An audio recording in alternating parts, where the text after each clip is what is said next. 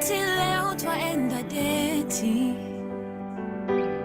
na mpenzi wangu kukula keki, to where all the rich folks go. Today I promise you I will treat you good.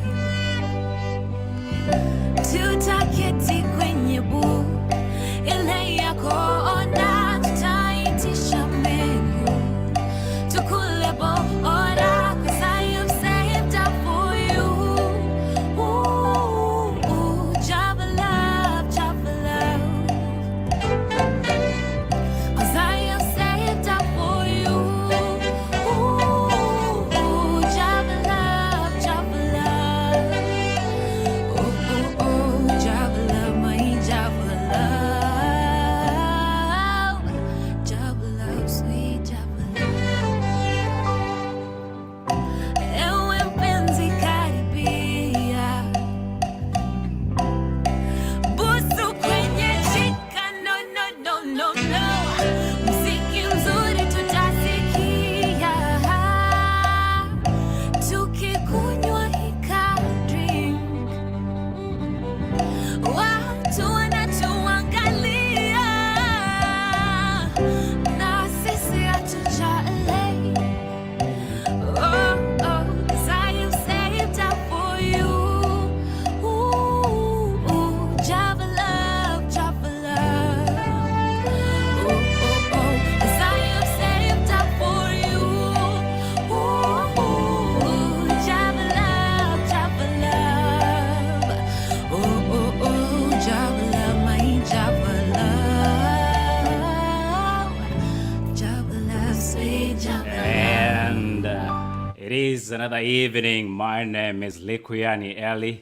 What a pleasure to come to you live on this platform. And tonight, for the very first time, we are streaming on the As in Heart official on YouTube, Facebook, Instagram, not for now, but of course we are on Twitter, and you can follow this conversation on Tina Kagia's page. Remember, this happens every single Thursday right here on Art in Heart. And right about now, somebody decided, after a very, very long time missing in action, they want to come back and look like they're taking the space.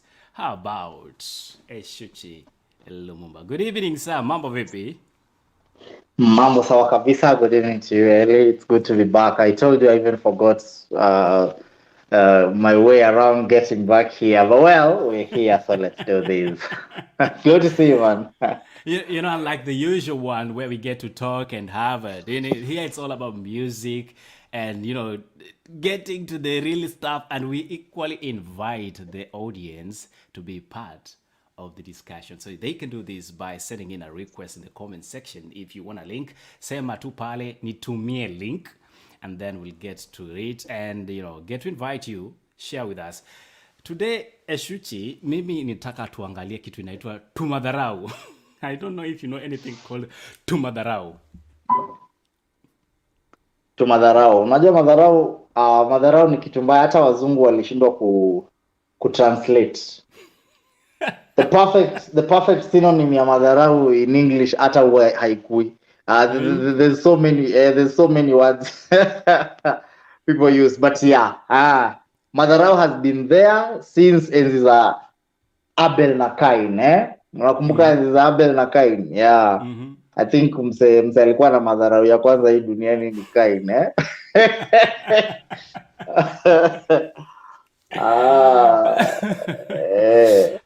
I don't know about the audience, but definitely we are talking about Madharau umeonyeshwa hii dunia. And if you have any scenario of Madharau or Madharau, let's start by saying this, Eshuchi. Madharau in itself tayari ni madharau, okay? Now, there is now another aspect of madharau, inaitwa tumadharau. I don't know if you understand the concept I'm trying to put across. Nakuelewa kabisa.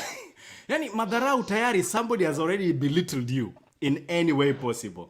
But then they decide they want to upgrade the kind of, ni kama a system upgrade, ama wanakupea software update, wanakupea tumadharau. You are looking at that person and you're wondering, really? Do I deserve this? Ushaonyesha tu madharau. Madharau, kuna ile madharau kubwa, and weirdly, I think over time you get used to dealing with madharau kubwa because it is almost, it justifies even the meaning of the word in itself. Yeah, it only makes sense kama ni madharau. Na itu madharau unasema sasa ni zile vitu zina border on petty actions. Unajua ni, yani ni ile madharau sasa inafanya it pisses you more than madharau kubwa because sasa unajua, let me tell you, once upon a time I was going out with a girl who was hardly 5 feet tall. Yeah, a very short girl, tiny, and as well. And one day we get into a slight argument. Kadem hata huwa kana shop in the baby section. Ukienda kutafuta viatu yake unapata huko kwa baby section. Hiyo Wakati umeanza ni tu madharau sasa. sasa wewe usikie tu madharau nilionyesha. Sasa we get into an argument. And then this girl, okay, this baby slaps me. Unajua? Yeah, and sasa nilimwambia ukinislap alafu mimi nikuslap uanguke huko juu ya balcony. Watu si watasema ni child abuse in the first place. So, yani tumadharau. Yani alafu unajua kuna slap ya hivi. This is the accepted slap. That is accepted. Hapo tunaweza okotana tujue basi nani niseme okay, hiyo ni madharau umenionyesha, let me retaliate. But sasa kuna hii slap ya hivi. Unajua ngai? Hii sasa ni madharau ile inakuja basi. Very belittling. Anyway, sitaki kukumbuka mambo ya tu madharau. But well, again, yes. Okay, definitely be part of the conversation tonight. We are sending you the link. Ninaona hapa Evans Lotez amesema tuma link. Definitely we'll be sending you the link. And you can join with audio only. But all I need you to do is make sure you are in a slightly quiet place so that if you want to hear you, there is no feedback of noise here and there. And we are more than happy to have you in the studio. Na ukitaka pia kuja na video live link, no problem. Let me just give a little bit shout outs here. Ninaona jamaa anaitwa hapa Bram Bravo wa Malu wanasema mada ni hivyo to nowadays. Yani, I know mtu hashtuki, yani yako tu ako na madharau na yeye ako tu. Alafu kuna Manshedi anasema bado ya hajaonyesha madharau. Jonjo Sara anasema hello, good evening. Evans Latez amesema nimtumie link, definitely coming all the way. Boniface amesema yeah, many times nimeonyeshwa tu madharau ama ni madharau, let us know. Sam Mwiti amesema ndio hivyo kabisa, yeye ameonyeshwa madharau hii Kenya. Wacha hivyo hadi nikalia. Pole sana. Dan, asante sana for your contribution. Nancy Maga says good evening to you Nancy, how are you doing tonight? And of course Stanley anamazia akisema imagine ake. Let's get some more music, and when we come back we are going to invite our live studio audience. Let's discuss this and tag a friend. We are asking, ushawahi onyeshwa madharau ama zile madharau muonyeshwa katika hii maisha ni gani? Share with us in the comment section. Be part of the conversation. Okay? Okelo Sero.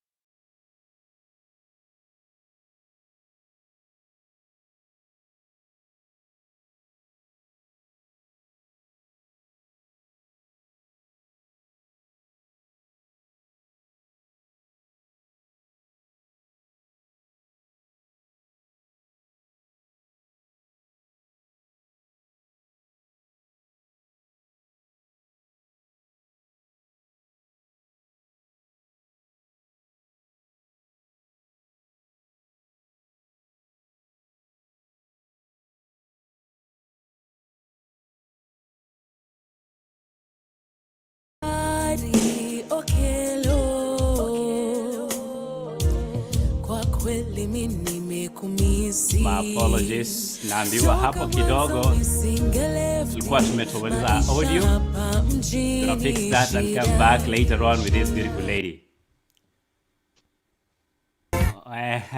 Tunaambiwa shoka mushe. Watu wa Mushadha maambiwa unataka kukuja nyumbani, rudi nyumbani, and of course we are here tonight. In the perspective, my name is Likuyani Eli. You can be part of the live audience by simply sending a text in the comment section saying tuma link. Remember with the hashtag tuma link. I'm here with Eshuchi Lumumba. Tunaongelea tule tumadharau mbato tumeonyeshwa hii Nairobi. Eshuchi, shaiandikwa kazi mara ya kwanza mwaka gani? Ya kwanza niliandikwa shule nyingine, ilikuwa ghorofa nyingine huko juu huko Kayole. Ile shule yenye juu ni huko juu kabisa, ni residential. Yeah. Watu wameanika nguo inaangukia wanafunzi wakiwa wakiwa parade. Sio wanafunzi wanatoa nguo. Hapana. Sasa I think I was earning how much? I was making 3,000 shillings a month. As a teacher of chemistry and business studies. Wow, okay. Alafu nikafanya kazi mzuri, my employer akaniongeza shilingi 500 after 1 month. Akaniambia sasa, wewe your work has been very good, I will now give you 3,500. Let's go back. How much was your starting salary? My starting salary was 3,000. Okay. And so it upgraded to, but if you look at it in the wholesome amount, of course it doesn't make sense, but I think 500 shillings is quite a big percentage increment, considering the principal amount is 3,000. So we are talking close to maybe 25% salary increase. So yeah, but that was my first job. How was the experience? Uliaionyesha tu madharau na hizo pesa? Mtu anakuhesabia kama anakusaidia? To be very honest, hiyo pesa ilikuwa kidogo. Madharau nilinotice nayo tu ilikuwa ya baadaye, but sasa acha tuachane na hiyo. I think that was not the hiyo sio kazi ilionyesha madharau. Kuna kazi nyingine tumeonyesha madharau. Unajua ile kazi yenye kwanza, I think after that, my second job, I used to make 7,500, and it was some human resource company I worked for over a long holiday during my campus period. So I used to make 7,500. Kazi yangu ilikuwa kulipa casual laborers. Watu wanabeba magunia, wanamaliza, wakikuja jioni, sasa wewe ndio mdozi. Unakaa mdozi uko mpaka na kaofisi kako, lakini pesa una make hapo hakuna. So umesema pesa una make hapo hakuna? Hakuna. So what used to happen, first of all, remember, the employment is not even official. Depending on someone's moods, anaweza amka na aseme bana, wewe kuna venye sisi kama ninakupenda anymore. Sasa itabidi manzeo ufanye nini, ukanyage. Ni zile job hakuna contract, hakuna anything. Mtu anakuambianga wewe ingia kazi kesho, alafu at their discretion, hata akikulipa anakuambia enda uchukue ile bahasha yako, anakuwekea pesa zako kwa bahasha, unaenda unachukua. So there was this one time that I paid the labor. Unajua mambo ya kulipa wafanyikazi ni tricky sana. Casual laborers wengine wameingia mchana, wengine wameingia middle shift, wengine wameingia night shift, and then you're trying to reconcile the mathematics, and then some of them are very good in the game, so they even know how to make conmanship. So you'd find someone is coming to get even 2 or 3 payments. So at the end of this month, my sheet did not balance. Yeah, we're trying to tunafanya hesabu na mdosi, hesabu ikakataa kuingiana. But God forbid, lakini deep down uwe jamaa alinichezea tu kabisa. So we found I was running in a deficit of about 3,500. Yeah. From the of course from the payments. Na akaniambia point blankly, sasa hiyo pesa itabidi tufanye nini? Itabidi tutaikata kwa ile pesa yako. Na sasa hiyo mtu hataki kujua, anakupatia 7,500, ameshakata 3,500, anakupatia 3,000 without blinking, without an ounce of humanity. Unajua hata afadhali ule mtu anakuambia sikiza, Sasa hii ni short, itabidi waniambie nitakuwa na kukata pesa ngapi over what period of time. Huyu aliniambia sasa wewe hii tunachukua, alafu wewe uone venye unaenda kujipanga na 3,500. My rent was 2,000 shillings. So you can imagine how much money I was left to survive for in that month. Madharau. Anyway. To Madharau. Ni to Madharau. And I know most of you have actually faced a lot of Madharaus out here, including in this field that a lot of people think is the place they get comfort. And we're going to talk about that in a short while. But for now, tunabaki tu hapo kwa mambo ya kuhusu kazi na usanii. Kama kuna watu wameonyesha madharau hii Kenya ni wasanii. Ushaisikia kuna wasanii wanaitwa mahali Eshuchi, mnapiga performance safi sana. Na yeye anasema nitawalipa. Jamaa mwenye ameita Rieng. Anamwambia nitawalipa baada ya show. Kitu kama hicho kufanyikia? Kulipwa baada ya show. Mimi sijakwambia ni harusi ngapi, alafu they guilt trip you after hiyo show. Umei perform kwa harusi, deal na kila kitu, agreement zote mlimake na groom, probably na bride, because wanatembeanga wawili wakipanga hivyo vijiharusi vyao. Wanakuja eti we are looking for service providers, or we listened to your music, would really like you to perform in our wedding. Wanakupatia conditions kama 100. Wanataka uvisit site visit. Wewe ni artist man. I have nothing to do with your grounds. They want you to go to the site visit, uangalie venye, as if that is going to affect the acoustics of the place. It's out there, for God's sake.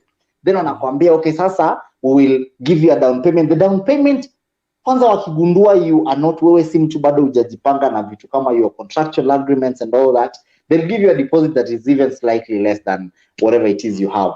Alafu mufike kwa harusi, unapiga show yako, ukishamaliza show, bibi na bwana harusi hawaonekani. Watu unaona, there are people who cannot help you. Uwezi enda kuuliza mother-in-law eti wewe bana, kuna pesa yangu hapa ninadai.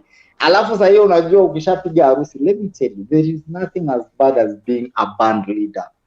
Because Rieng yako haitakiri kujua maneno. Wase wanakuangalia zile za umetuleta huku manze, unatuachaje? Sisi tumepiga show, hata kama ni food wameprovide, umekula. So I mean we have no business around here. So nimeonyeshwa tu Madharau, and they disappear. They actually disappear, and they go with your money, and then now starting chasing money that you've worked for as a service provider. And by then now, this one is coming from a very true place.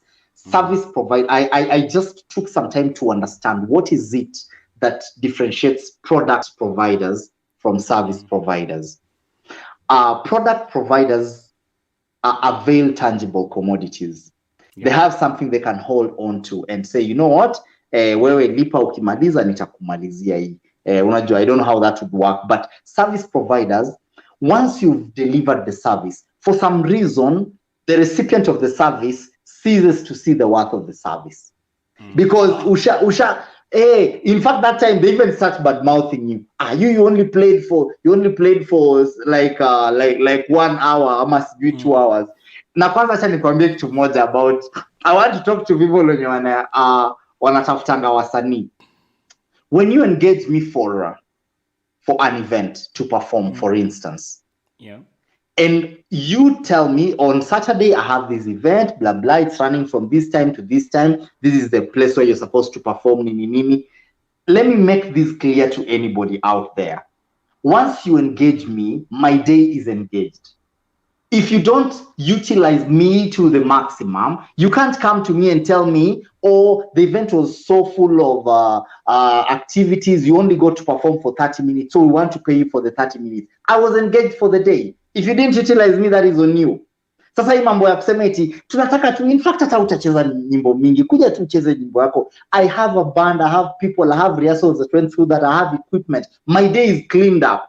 Unless uniambia wewe kuja asubuhi upige nini yako, then in the middle of my event, set down your equipment and leave. Then let's see what kind of an image you'd get there. Sasa kuna kwa anatuma. Mimi ya usanii usiniambie bana.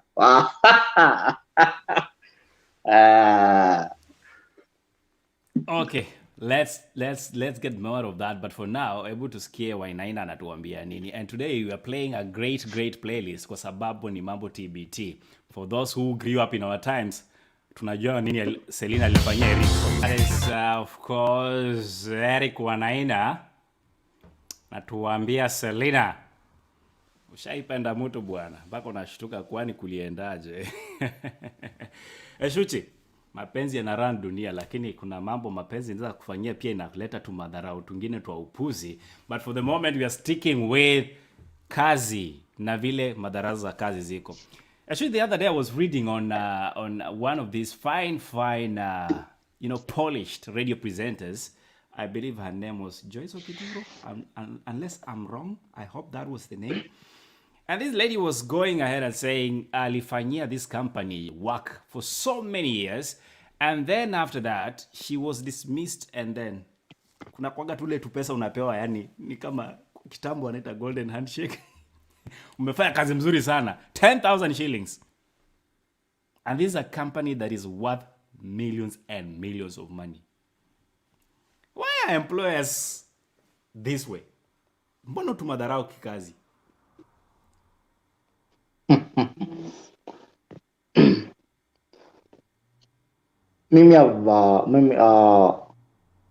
I've worked for somebody. I've been fired from work. I've been terminated from work. I have resigned from work, and so I've come to a place of understanding where every time someone engages me and they are 100% responsible for my remuneration, I always remember one thing, that they are a business enterprise.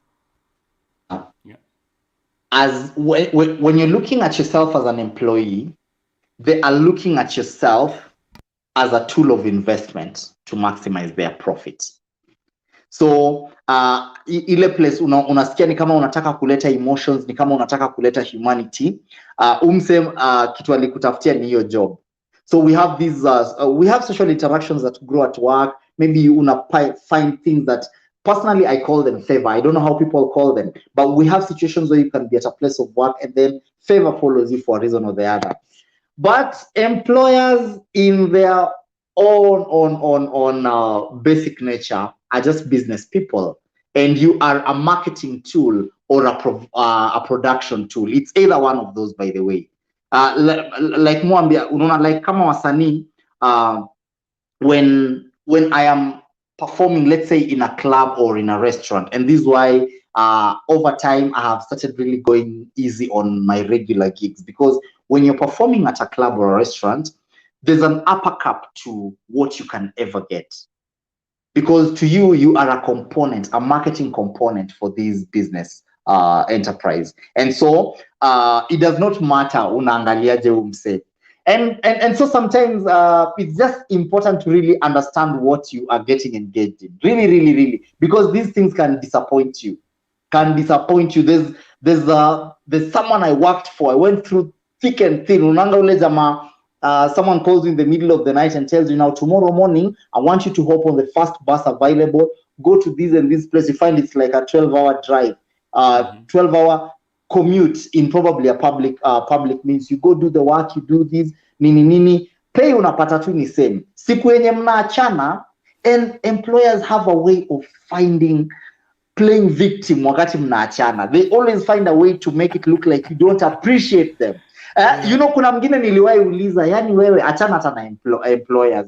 Mimi niliwahi uliza landlord, yani wewe mbona kunakuja kuwa na shida nikitaka kuhama? Wewe ulikuwa unataka unipigie simiti kwa hii nyumba yako. You know, you know because even just before you finish that story, it is so normal for landlords, and kuna watu wanaitwa caretakers. Nani alilani caretakers? Nasi kwa mbaya kwanza akue mkisi.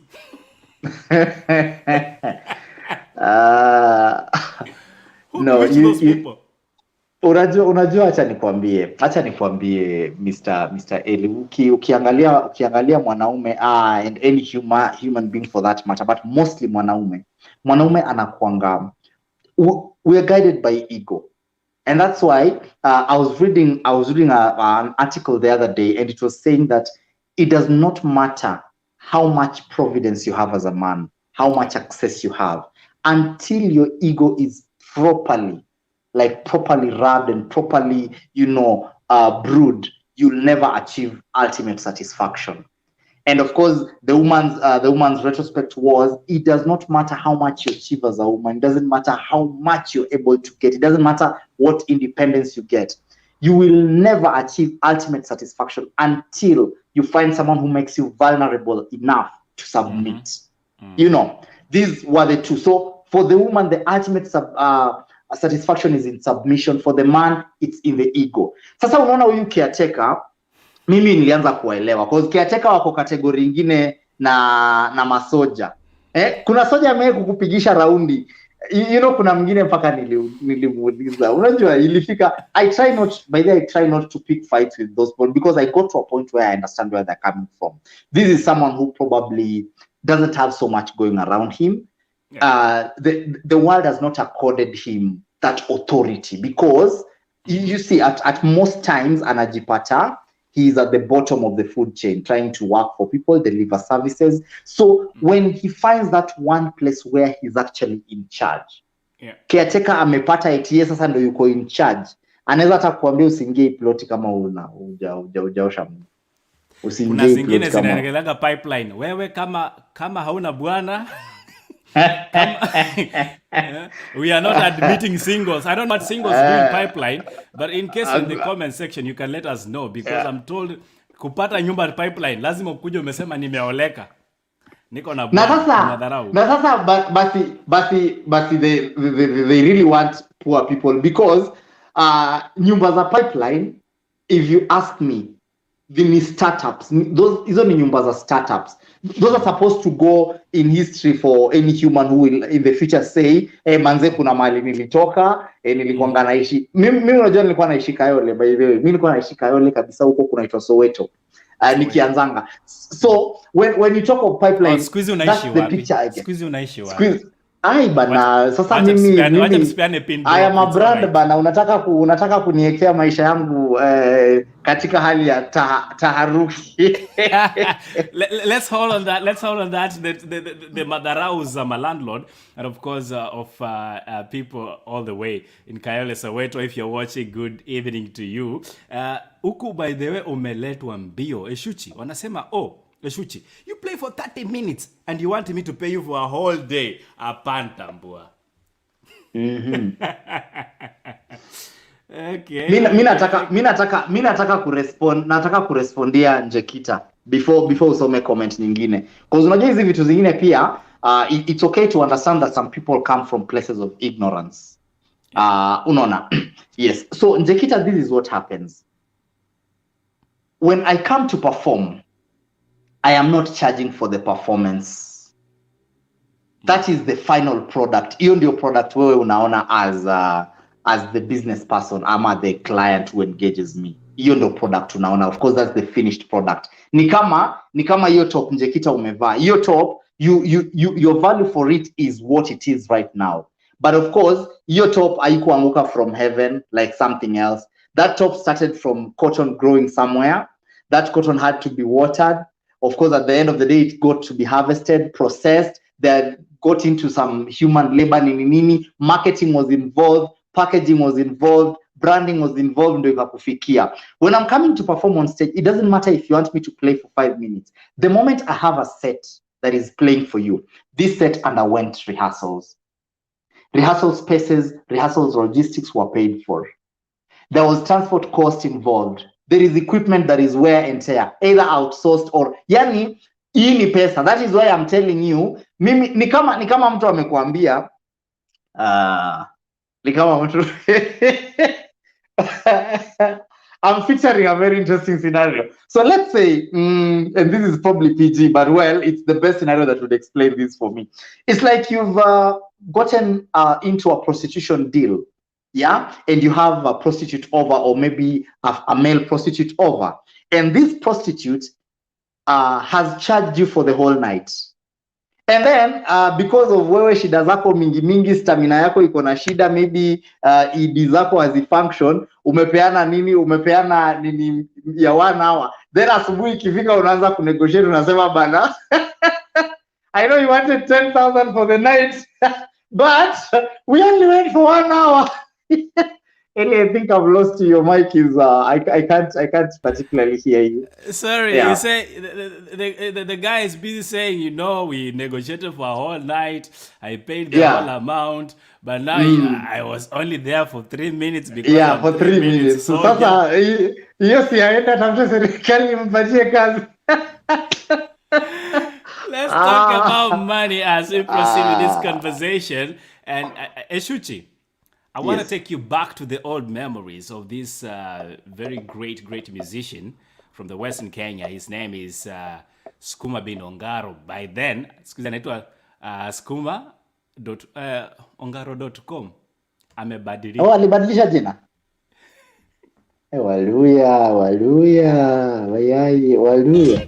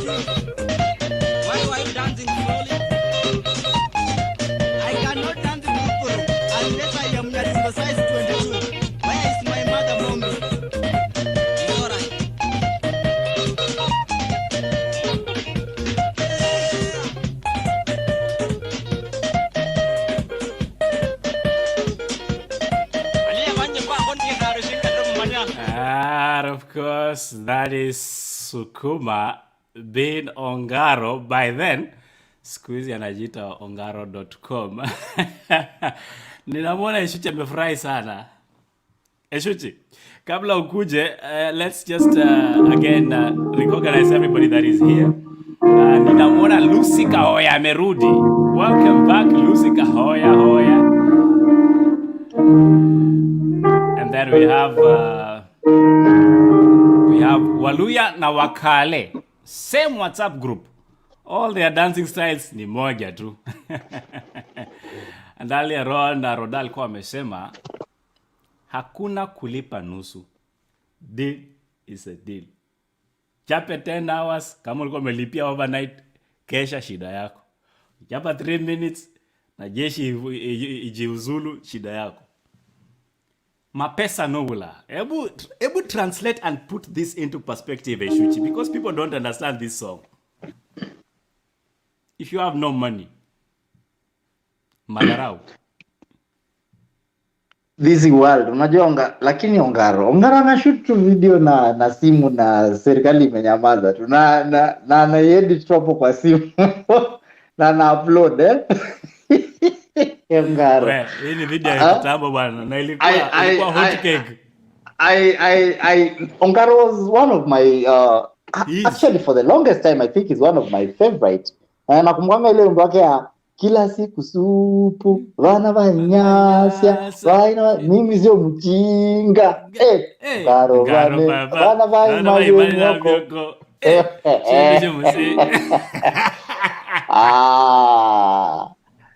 yes. Do you know the meaning of that song? Before we actually chambua this one of the one that he was singing about this world. Do you know the meaning of that song? Kila siku supu. Huh? Sio jama, this I think this guy was just lamenting. Ama ebu nipatie a deeper meaning if there is. Now, the story behind that song, and I hope we're going to have time to play it later on, but tutakuwa tumempea ya time mingi leo, but it's a good TBT to go to. The guy is singing about mioko cheche. Mihogo. Watu wanajua mihogo ni cassavas. And in that song, cassavas literally in his artistic way of expression, he's talking about his wives. You know, he was such a darling when it comes to women. He's a performer. Nyinyi wasanii mnajijua, nyinyi maselebu mnajijua. Na Ongaro, with his peak time, he was a celebrity. So everywhere he went, he would get free drinks and free wives. But now, because he was not able to satisfy all of them, and you know why, he was not always on time to deliver what is needed. And therefore, they would other young people from the village will encroach his homesteads and take care of his business on his behalf. So by the time I discover, hata nafikiria mtoto ni wake, kumbe mtoto akiateka. Madharau. That is the song. That's the meaning actually that he was trying to sing out. But back to hii mambo ya this world. Hii dunia kama una pesa Eshuchi, sijui kama hujawahi onyeshwa madharau. But madharau gani umeona kwa familia bila pesa? Kwa familia kwanza kama una kama una pesa unaanza kuongea watu wanakuambia hiyo swali haiko ya kila mtu. Kerere uache. Alafu unajua you know when you don't have money, let me tell you, there's a prominent meme moja inasema tafuta pesa uache kujieleza. It's so loose, but trust you me, there's a lot of, kama una pesa mtu anajipatanga ameanza kujieleza because you feel the need to overcompensate. You have to start mko kwa meeting unaona wase wako na doso, unaanza kuchangia ma stories stories zenye uelewi unaanza ku contribute. But you see, the problem with that is I think the biggest embarrassments and situations I've been in such scenarios is where kwanza someone profiles you. You know, someone profiles you before deciding how to treat you. Anakuangalia alafu unajua we've become so material, so nitakuangalia venye umevaa nione huyu akai kujiweza, then I unleash my wrath on you. So by the time I discover this was very very long profiling, una realize umeharibu sana. But it's so unfortunate. And I also think the other day I was reading a post where someone said be very afraid of people who only respect rich people or people with money. Yeah, because you maanisha their respect is bought, unajua ina depend. Na Ongaro anasema this world without money Ai, wewe unasema nini bana? Hata unafanya makosa kidogo hapa. See, people say a poor person anaenda anaiba kuku, anamchoma, anachomwa na taira, anakufa kabisa. Ama ameenda hata kuiba ama ameenda kuiba nini? Ameenda kuiba mbuzi, anachomwa. When a rich person does the same thing or does something close to that, first of all, okay, let's check these two scenarios, and I'm sorry to have to use these analogies, but they hit this home. I've had a situation where I've seen a poor person being a rapist. Of course, it's a very bad thing. This guy was killed instantly. Hata kufika jela ama kwa polisi. And then I also remember a while back there was a story about I think a 25-year-old man actually from a rich background who raped a girl, and then the story was exposed. And it was so interesting how everyone was even finding reasons.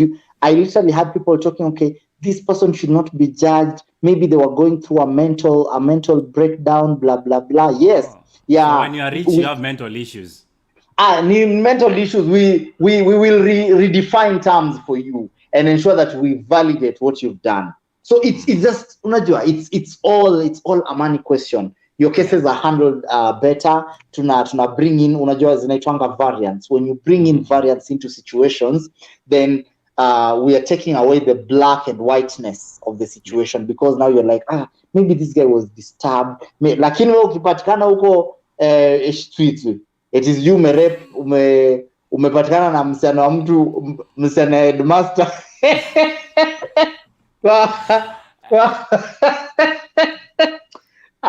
Take it away. And just for clarity, we are not in any way exalting rape or gender violence. No. It Not has at to all. be put in the perspective you're talking, okay? So don't go there crucifying us.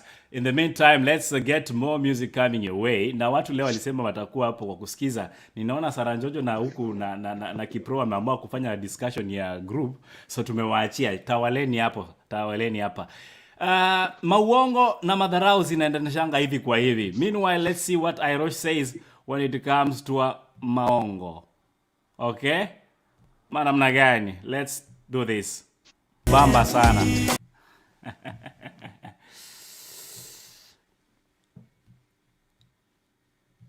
Awesome.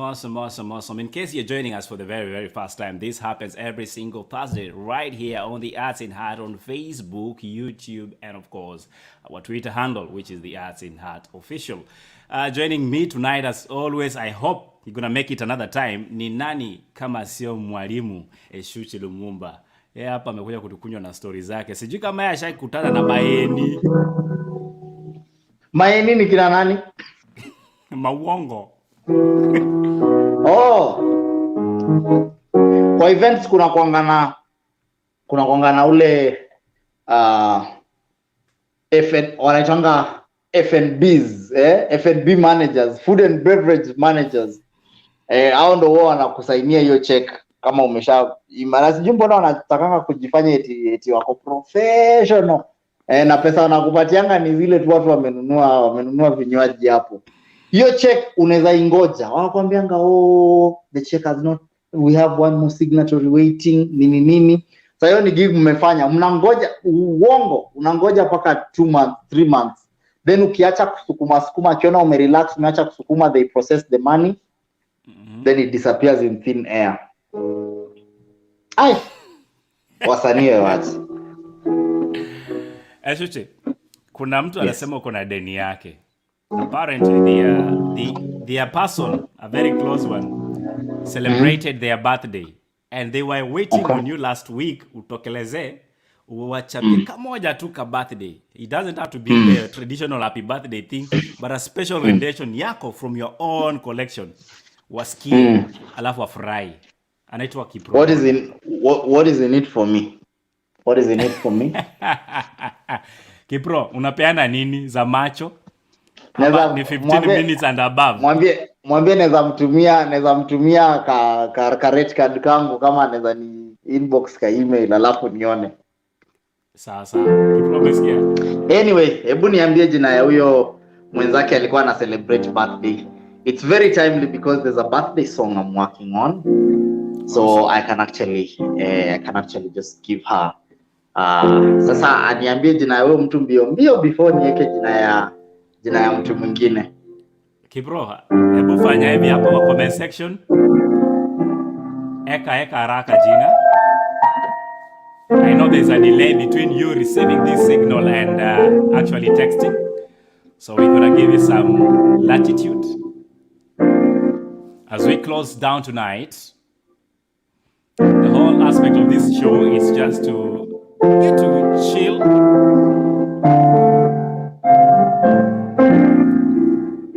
Love tuone vile tunaenda. Anaitwa Bryson. Bryson ni mwanaume? Ni mwanaume. Sasa wewe tena nini? Unataka kwanza kuconfirm kwani? Unajua kuna vitu kuimbia mwanaume inapanga funny sana. But anyway, because in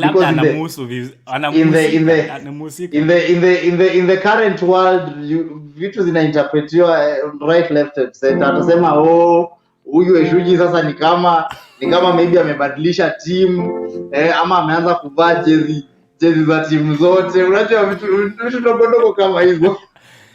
Alafu zinaenda kwa Madharau. I know. All right. So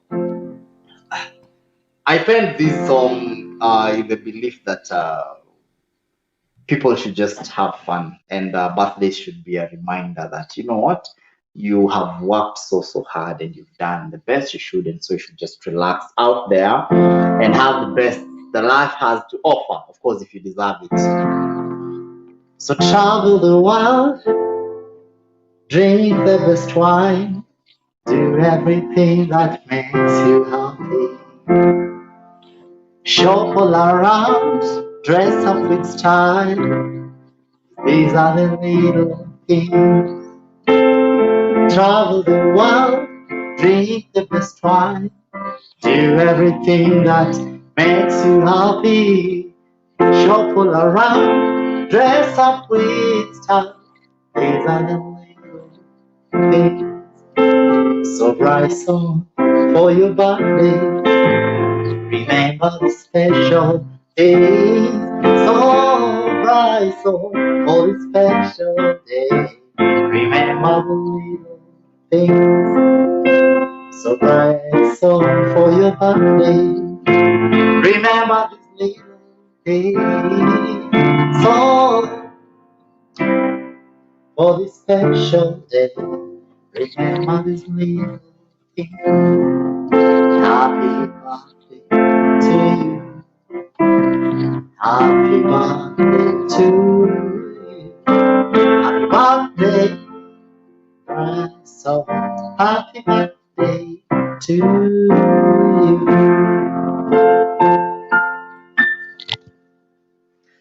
Kipro sasa utaona venye tutajengana. Happy birthday, Bryson, wherever you are. Like I've said, you deserve all the good things that come your way. So take them up and nasikia kwa motivational speaker. Take them up and grab them. Wajua motivational speaker wanafanya dunia, kila mtu kwa dunia imagine they deserve everything. Motivational speakers never condemn you for your bad. Wanakwambianga you deserve everything. You are a winner. Everyone is a winner in this world. You are a winner. Go and grab the opportunities. It is there for a reason. Now you find people walking out there validated, wanadhani hao ni winners. When you tell them bana hapa umeanguka, anakuambia you are toxic. But anyway, okay. Oh la la. You know what? I'm being told here that dedication goes to two other people, Gift and Sisi, feel tagged in this birthday dedication from Eshuchi Lumumba. Na kwa wote ambao mmekuwa na motivational speakers kwa maisha na ukoona tu Madharau tumekuchapa kwa maisha, just remember, it is not you, it is them.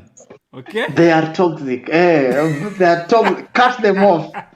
Cut them off and cut everyone off. If they don't agree with you, cut them off. If they don't tell you things you want to hear, cut them off. Cut them off. Yeah, if they don't cut out bana. If they do not validate how beautiful you look. Cut them off. Yeah. Having said that, Eshuchi, as we embark on a journey from the 11th of February here on Art in Heart, we'll be bringing you more and more programs, and our main focus will be leadership, okay, integrity, responsibility, and on top of the icing, we will be adding more on love, cohesion, and tolerance. But for now, we hashtag it liar. I know that is not liar pronunciation for those who went to school, but that's how we put it here on Art in Heart, because we want to deal with these issues as we run towards the election in August 2022 as a country. Having said that, it was awesome seeing you here, Eshuchi Lumumba. Hopefully you'll make time, because kesho, I know you are going kwa zile ziara zako za kutoa pesa za Saturday, but I'll be having another session with the audience. Tunaita Dr. Fix It right here on The Perspective from 9:30 p.m. East African time and 7:30 Central European time. Nataka tuwachapie kamoja kamwisho kutoka kwako, inaongelea mambo ya ufisadi. But before you do that, Eshuchi, kuna shout out tunataka kutumia wase by any chance? Unamaanisha salamu? Tuma salamu. Salamu za dhati zimwendee baba yangu akiwa kule nyumbani Migori. Ujumbe ni kwamba usifanye kitu ambacho hujui kwa nini unakifanya. Lazima ujiulize sababu yako ya kufanya kitu ni nini? Usitembee tu eti unakatakata miti ama sio na unakatakata miti eti kwa sababu umebeba jembe na jembe ni sharp, unafika kwa compound unalima unatoa nyasi. Think about the things you do. The biggest thing that I have ever learned from my dad is, if you always have a reason to do something, you will not struggle between the balance of morality and pleasure, because pleasure will guide you to knowing what I have to do to feel good, but morality then will give you the balance of whatever you have to do to feel good. Is it worth it? Is it all it? Anyway, anyone who was on the show, thanks a lot for coming in. I greet you all. Mimi siwezi wataja wote kwa majina. We will go until morning. Niko na ratiba mrefu, naweza wataja mpaka alfajiri. So feel tagged and feel greeted, and hope to see you soon. It was nice to be back on air in whatever capacity this was. Thank you.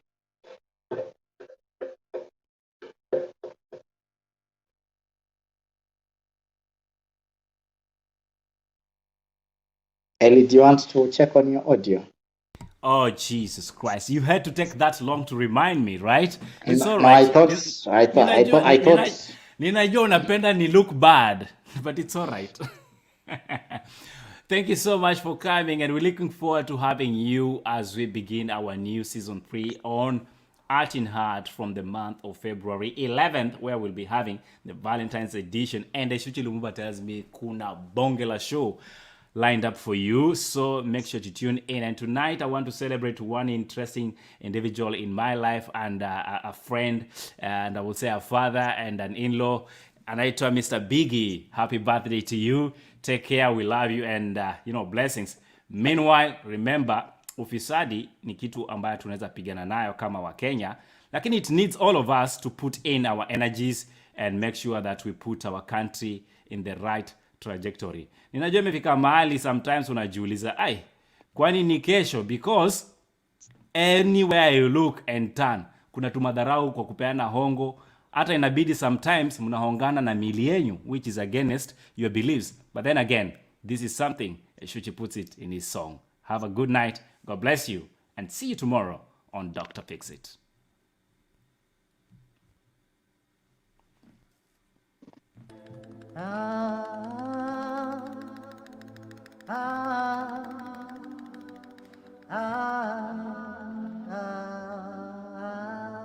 Let's try that.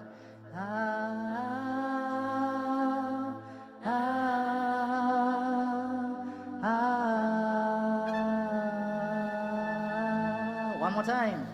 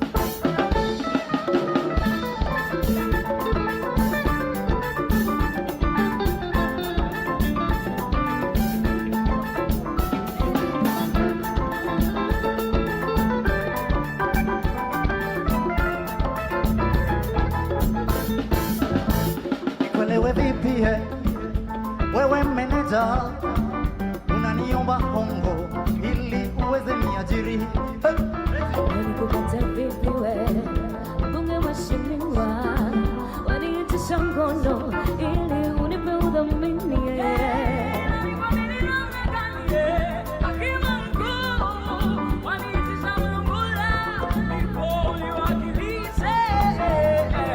Je, afisa polisi, usalama wangu vipi?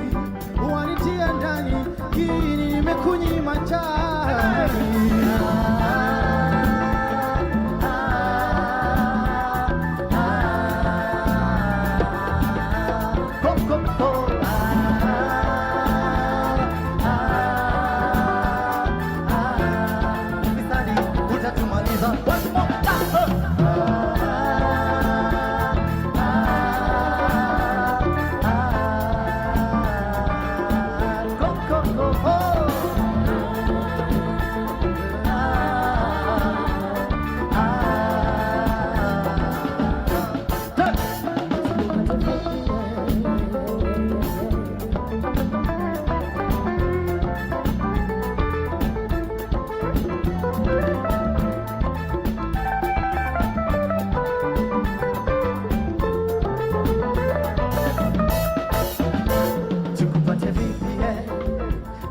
Mwenzetu watuitisha hela ili utuelekeze njia tu Tuwapate vipi eti nini afisa trafiki watuzibia njia eti leseni bandia.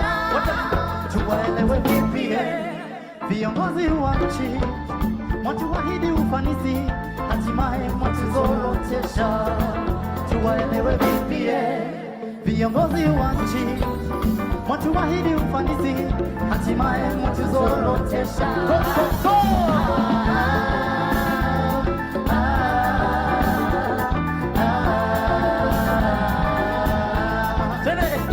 Now you know the song, let's go. Utatumaliza one more time, let's go.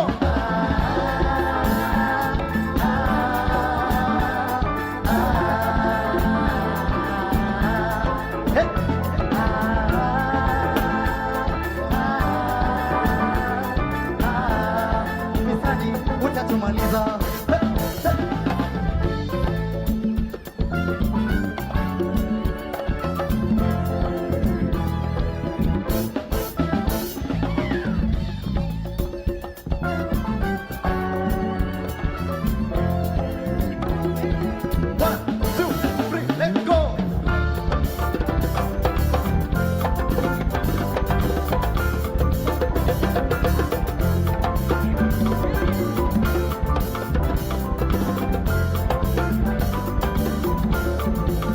revolution. 1, 2, 3, let's go. Go, go, go, go, go, go. Go, go, go, go, go, go. Go, go, go, go, go, go. Go, go, go. Kata ukitari na go. Go, go, go, go, go, go. Go, go. A revolution. Go, go, go, go, go, go. Go, go, go. Twende pamoja, 1 and go, go, go, go, go, go. Go, go, go. Charaza na nyundo, let's go. Go, go, go, go, go, go. Go, go, go. A 2, a 3 and pesa ya afya hauziko wapi? Twende. Hiyo ni ya NYS1. N2. Elimu ya watoto wapi? Let's go.